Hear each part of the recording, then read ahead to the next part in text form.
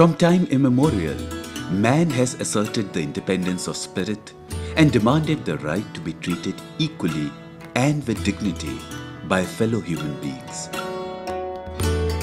Revolts like the one led by Spartacus in ancient Greece bear testimony to this. The tide has constantly been rising. The declaration of the rights of man is considered a major milestone in this context. Inspired by this, the French revolutionaries too emphasized on liberty, fraternity, and equality. Ironically, these noble pronouncements were easily forgotten by European colonizers in Asia, Africa, and Latin America. The imperial masters treated those they had vanquished with extreme racial prejudice as subhuman subjects, fit only to be treated like intelligent animals. Not surprisingly, the struggle for independence was entwined with the fight to finish against racism. The battle that Gandhi waged began in South Africa, swept through India like a wildfire, and has been a source of inspiration to oppress people all over the world. Nelson Mandela's struggle against apartheid found wide support among those concerned with human rights. Compensation damages.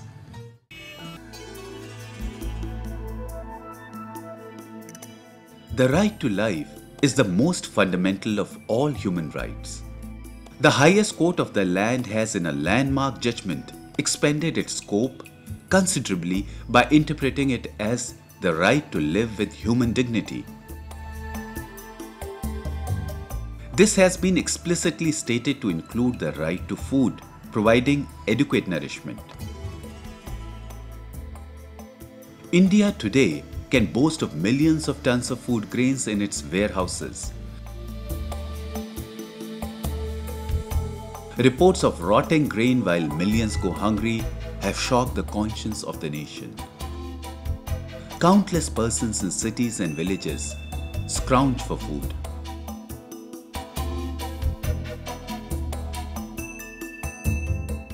Farmers burdened by indebtedness and failing crops have been forced to commit suicide in different parts of the country.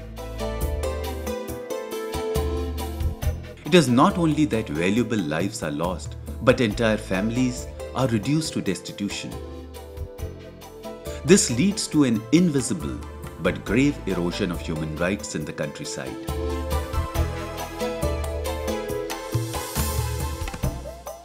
The NHRC took cognizance of this problem as soon as it received information about such tragic incidents in the Vidarbha region of Maharashtra. The National Human Rights Commission has taken the matter seriously and, in association with the Supreme Court, intervened forcefully, directing the central and state governments to take immediate and effective steps to provide relief. Thanks to this, at least a semblance of normalcy has returned to scarred land and bereaved families. Legislation to ensure food security is being put in place. Right to health is inseparable from right to life and right to food. It is the state's responsibility that the ill are treated and restored to health.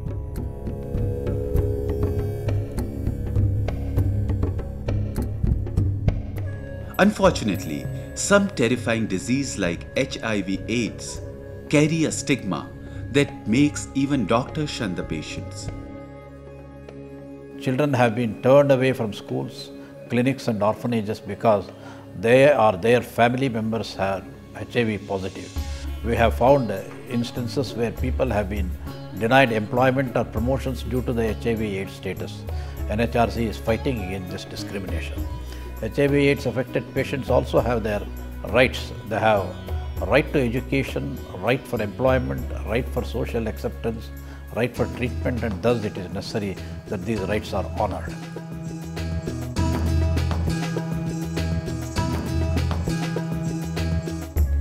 The National Human Rights Commission has tirelessly campaigned to dispel misconceptions and reassure the doctors, paramedical workers and nursing staff that they aren't exposed to life-threatening infection if normal precautions are taken.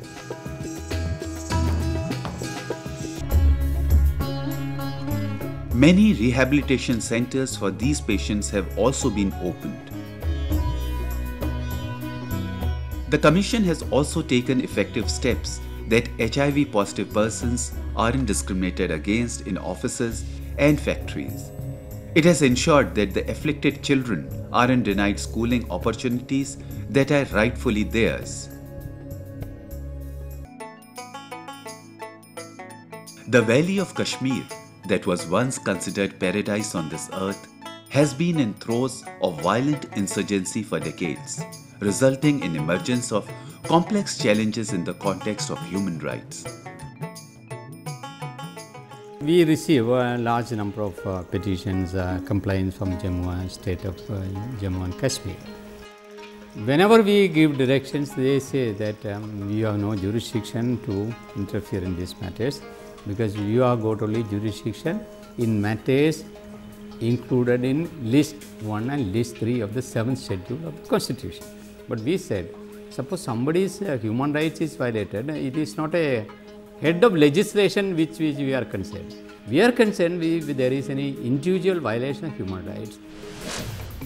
To protect the integrity of the nation and democratically elected governments, it has been necessary to deploy police, paramilitary forces and contingent of army. The men in uniform have been targeted by anti-social elements and accused of gross violations of human rights in their course of duty. In some cases, the allegations have been justified and NHRC has followed the complaints relentlessly. However, there is another side of the story. Militancy has forced the exodus of Hindu Kashmiri Pandit community from the valley. Fearing for their lives, they have fled to become refugees, a persecuted minority on the verge of losing its identity. Once well-off families have to take refuge in migration camps, nursing hopeless dreams of returning someday. Their complaint is that their plight hasn't received as much attention as other violations of human rights. Kashmir हमारा है, कश्मीर हमने छोड़ना नहीं है, Kashmir part हमारा है, वो दिल हमारा है. The Commission is aware of this dilemma and has tried its best to address their anguish.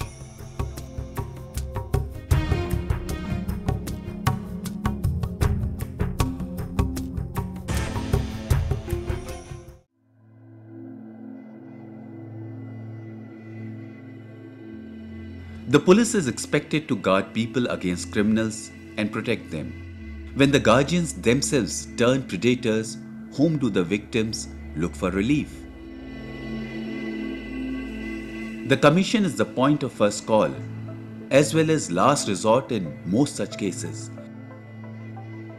A large number of complaints received by the Human Rights Commission pertain to police atrocities. Use of force disproportionate to alleged crime and in a barbaric manner is routinely encountered. The police are notorious for extracting confessions by resorting to torture during interrogation and brutalization of those in its custody. Cases of custodial deaths have increased alarmingly. 2/3 of the prisoners are under trial prisoners. Sometimes they have to be in jail for more than 4 to 5 years and waiting for the trial. There are problems for these under trial. Sometimes their treatment, maybe some denied treatment, sometimes custodial torture, sometimes suicide, they commit suicide under trial prisoners. All these things are to be reported to the, if there is any death in custody, it is to be reported to the Commission. Refusal to register an FIR or deliberately tardy investigation by the police also result in violation of human rights of the victims of crime. A detainee or even a convict doesn't lose his human right. There also have been allegations of fake encounters to eliminate hardened criminals and suspected terrorists. In many cases, it is the intervention of NHRC that has resulted in cases being registered against guilty men in uniform and meted out justice to the aggrieved families. The Ishrat Jahan case in Gujarat illustrates how the intervention of the Commission can avert a miscarriage of justice.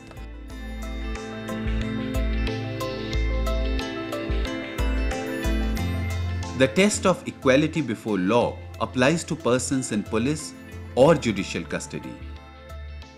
The Commission has always come swiftly to the rescue of the victims of police atrocities and left none in doubt that in a democracy, none is above the rule of law.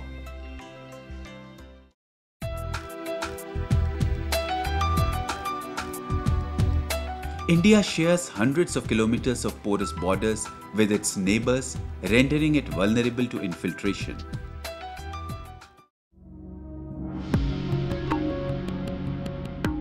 The maritime international boundary poses similar challenges.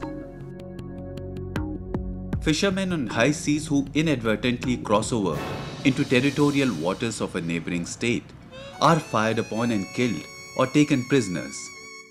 The families wait, in some cases for years, for release and return of beloved breadwinners. The problem results in similar emotions across the border too, only reinforcing the belief that the emotions of all human beings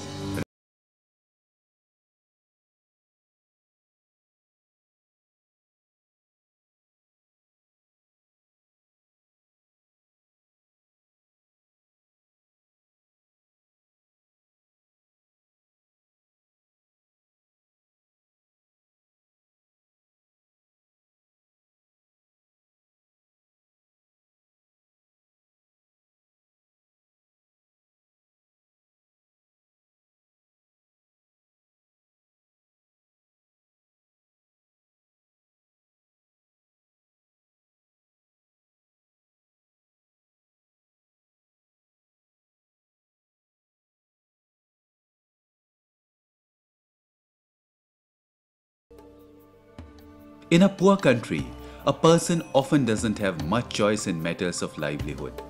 Any employment that promises adequate payment as wages is grabbed, oblivious of the hazard it may entail.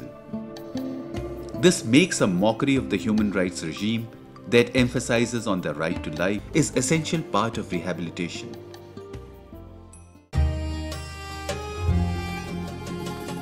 The tribal segment of our population is variously described as indigenous and children of forest.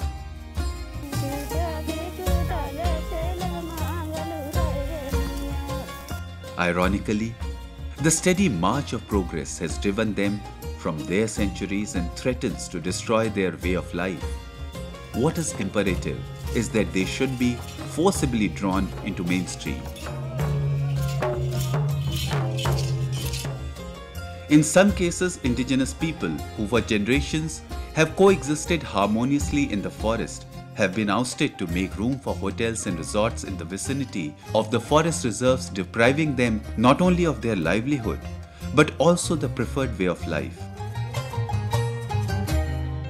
There are instances where mega industrial projects claim hundreds of hectares of forest and hills to carry out mining ores, creating a large number of internal refugees. NHRC has in some cases been able to stop ill-conceived projects that threatened adverse environmental impact and managed to safeguard the human rights of indigenous persons.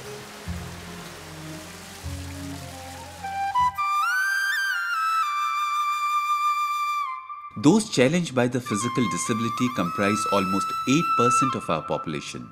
Unfortunately, this segment of population has traditionally been stigmatized and treated in a humiliating manner.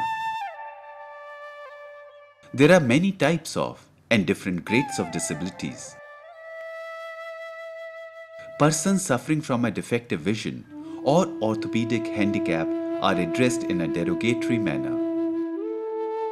The Commission conducts training of the trainers program, national workshop, and 5 outreach training programs organized at protecting rights of persons with disabilities.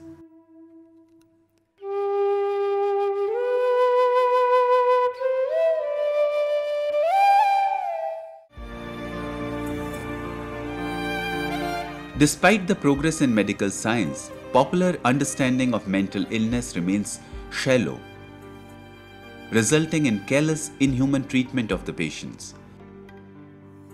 Distressing condition in some leading mental hospital constrained the Supreme Court of India to order their management and functioning to be placed in the supervision of the NHRC. There are violations, sometimes there are violations of serious violations of human rights. That is why we often, our special rapporteur visit the mental health homes in all the states. They give a report to us whether the administration of these hospitals, mental homes are properly done. The Commission continues to monitor the implementation of the task assigned to these institutions by the Supreme Court.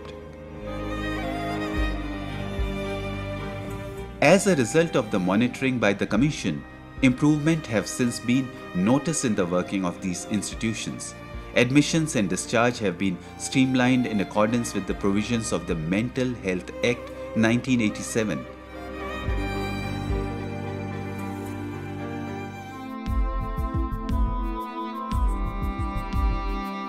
The Human Rights Commission is acutely aware of the problems faced by the weaker section of society, those who are either unaware of their rights or incapable of invoking them, women and children for instance. Women in a patriarchal setup suffers multiple disabilities. Gender bias in favor of a male child has spawned ills like female infanticide and malnutrition of the girl child. They are exposed to domestic violence, sexual abuse in workplace, desertion and dowry deaths. A separate National Commission for Women has been established, but many complaints are lodged with the NHRC as it is perceived to have more teeth. The Commission, working in tandem with the National Commission for Women, has succeeded in providing the desired relief in many such cases. Children in poor families are exposed to several ills at the same time: malnutrition, illiteracy, sexual abuse, and bondage in child labor. Legislation related to right to education strives to liberate them from misery and empower them.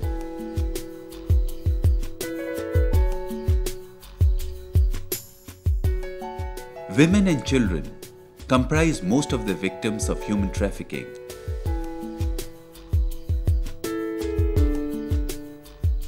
Some abjectly poor adolescents drift towards flesh trade as vagrants. Some are lured by unscrupulous employment agents. Others are forced into prostitution after falling prey to molestation and rape. This immoral trade flourishes in border towns where international boundaries are blurred. There is a constitutional obligation, so far as the state is concerned, to stop trafficking completely, because one of the provisions in the Constitution debars trafficking in human beings. So that is to be enforced, means the government has got to take action on that. In this area we have sensitized them. The NHRC monitors the situation constantly and has directed local officials to remain on high alert. It also encourages and assists the NGOs to act as eyes and ears of the law enforcement agencies to combat this ill. The NHRC is well aware that the task of rehabilitating the victims of human trafficking and flesh trade is no less important than curbing the violation of the rights of innocent youngsters. It has suggested and prompted the launching of a variety of vocational training and self-employment generating schemes to empower the victims and to restore their self-respect.